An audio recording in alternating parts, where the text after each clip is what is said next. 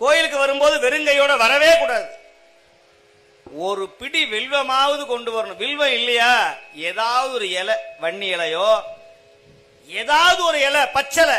சுந்தரர் சொல்லுகிறார், இலையால் அன்பால் ஏத்தும் அவர்க்கு நிலையா வாழ்வை நீத்தார்க்கிடமாம். சுவாமிக்கு வெறுங்கையோட வராதப்பா கோயில்ல.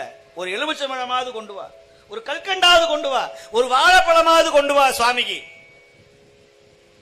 இந்த கோயில நம்ம நிகழ்ச்சிக்கு கலந்துக்கிறோம். அந்த சுவாமிக்கு நம்மளால முடிஞ்ச ஒரு 10 ரூபாயாவது சுவாமிக்கு கொடுக்கணும்.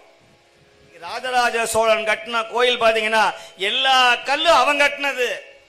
ஆனா சுவாமி இருக்கிற கலச கோபுரம் இருக்கிற அந்த 1000 டன் கல் ஒரு கிழவியோடைய கல் அப்படின்னு அவனே சொல்றான் கல்வெட்டுல.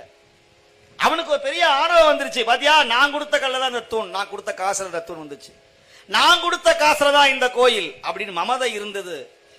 சிவன் பார்த்தார், இந்த ஆணவம் எல்லாம் என்கிட்ட செல்லாதுடா, எனக்கு கோடீஸ்வரனும் பணக்காரனும் ஒருத்தன் தான், ஒண்ணுதான். அதனால ஒரு சாதாரண மோர் விற்கிற கிழவியுடைய கல், அவள் உட்கார்ந்திருந்த அந்த கல்லை சுவாமி தனக்கு சிரசில வச்சு கொண்டார். இப்ப சொல்ல முடியாது. இப்ப அவன் சொல்றான், இவன் தூங்கும் போது சுவாமி வரார், கிழவியின் கல்கீழ் இன்பமுற்று இருப்போம்னு சொன்னார் சுவாமி. நான் கஷ்டப்பட்டு கொல்லிமலையும் பச்சைமலையும் பவளமலையில இருந்து கல்ல கொண்டு வந்து கோயில் கட்டுனா, இந்த சிவன் சொல்றாரு கிழவியோட கல்லுன்ட்டானே, ஏ மத்த கல்லா ஓங்கல்டா,